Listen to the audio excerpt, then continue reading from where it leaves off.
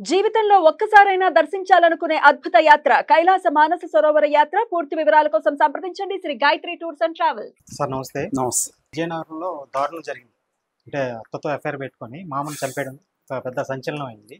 అంటే ఇప్పుడు మనం చూస్తున్నాం ఈ మధ్యకాలంలో ఇటువంటి వార్తలు ఎక్కువగా వస్తున్నాయి. అయితే లేడీస్ ఎక్కువగా తనకన్నా తక్కువ వయసు ఉన్న వాళ్ళతో ఎఫ్ఐఆర్ పెట్టుకోవడం ఇప్పుడు చూస్తున్నాం జరిగింది. దీన్ని మీరు సైకలాజికల్గా దీన్ని ఎలా విశ్లేషిస్తారు? ముందుగా ఏం జరిగిందో చూద్దాం. విజయనగరంలో కెరటం అనే ఒక విలేజ్ ఉంది. ఆ విలేజ్లో ఒక సంచలనమైన హత్య జరిగింది. అదేంటంటే కృష్ణ అనే ఒక అతను ఉన్నాడు. అతను పెళ్ళయింది. కృష్ణకి ఒక మేనల్లుడు ఉన్నాడు. ఆ అబ్బాయి పేరు సాయి. సో ఈ సాయి కృష్ణ వాళ్ళ భార్య, ఆమె పేరైతే మీడియా ఇవ్వలేదు, ఆమెతో అఫైర్ పెట్టుకున్నాడు.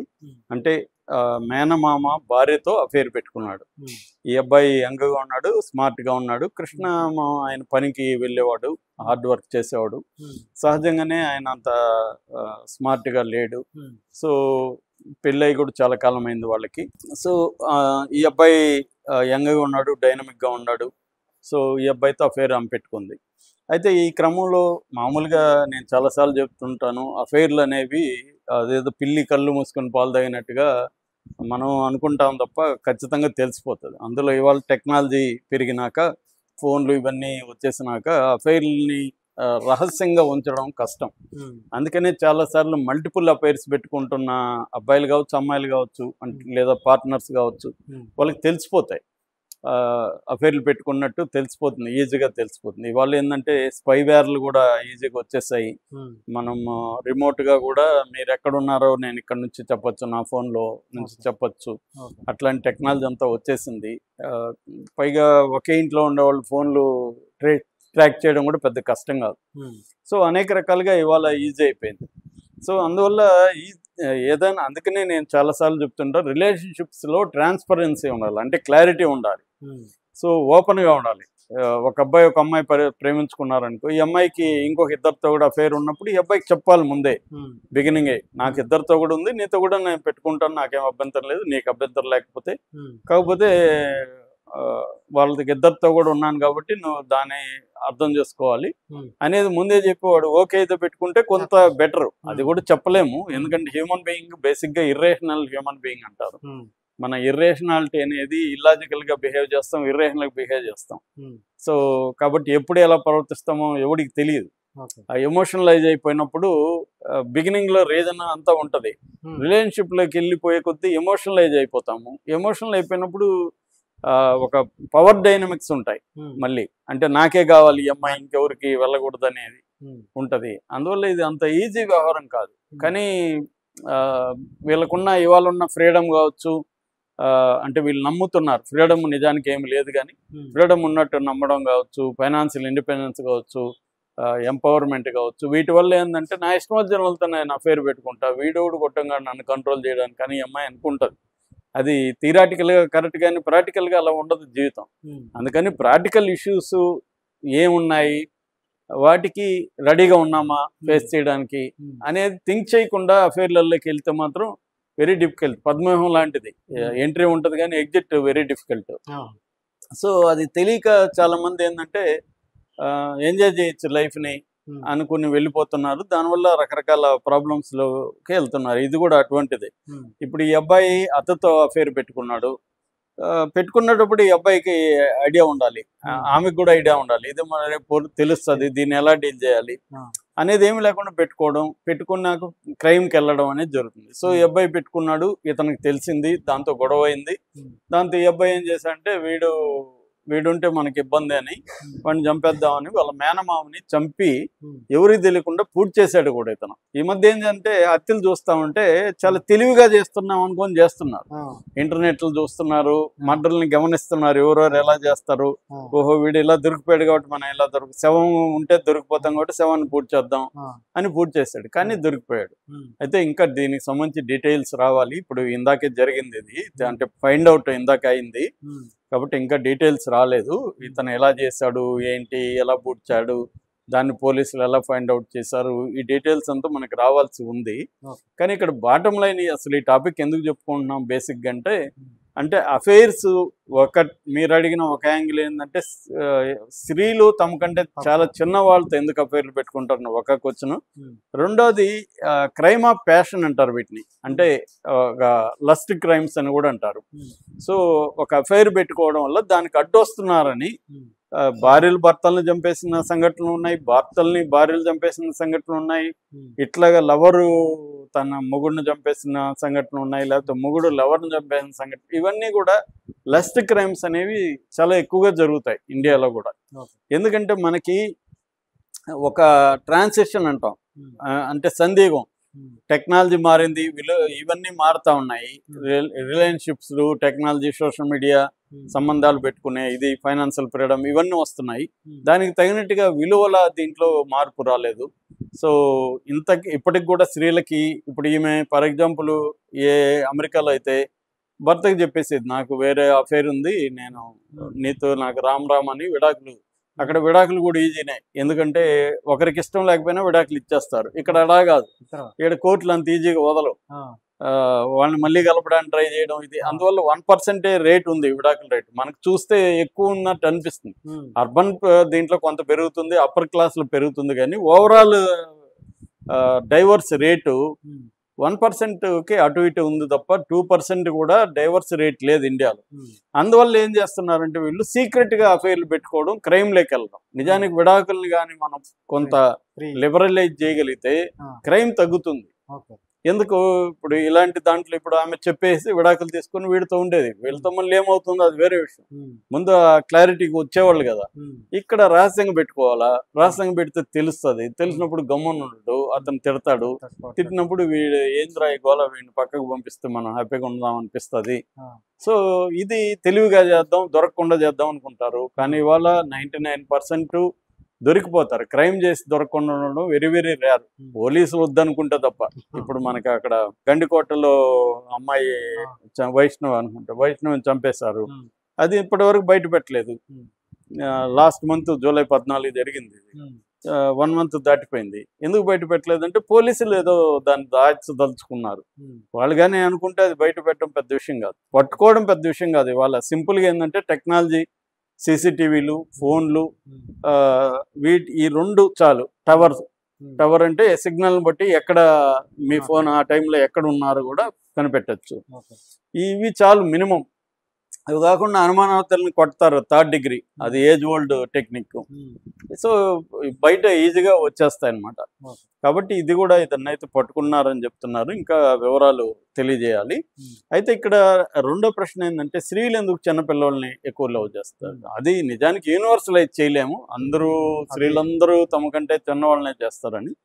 మామూలుగా జనరల్గా ఏంటంటే మిడ్ లైఫ్ క్రైసిస్ అందరికీ ఉంటుంది. పెళ్ళైనాక కొంతకాలం తర్వాత భార్యాభర్తల మధ్య రొమాన్స్ కానీ, ఎగ్జైట్మెంట్ కానీ, ఎమోషనల్ బాండ్ కానీ ఇవన్నీ ఉండవు, రొటీన్ అయిపోతాయి. నిన్నెవరో ఒక డ్రైవర్ చెప్తున్నాడని మా ఫ్రెండ్ చెప్తున్నాడు, సార్ అనవసరంగా నేను పెళ్లి చేసుకుని మీలాగా బ్యాచిలర్గా ఉంటూ బాగును, ఇంటికి పోవాలంటే భయం వేస్తుంది సార్, అందుకని 12కి వెళ్తాను ఇంటికి అని చెప్తున్నాడు. ఎందుకంటే ఇంటికి పోతే ఆమె ఏదో నష్టపెడుతుంది, వాళ్ళకి పక్కింటి వాళ్ళు అది కొన్నారు, మనకి ఇది లేదు అది లేదు, ఏమిరా నెస అని తను లేటుగా వెళ్తాడు. ఇలాంటి లేటుగా వెళ్ళే వాళ్ళు నేను చాలా మందిని చూసాను.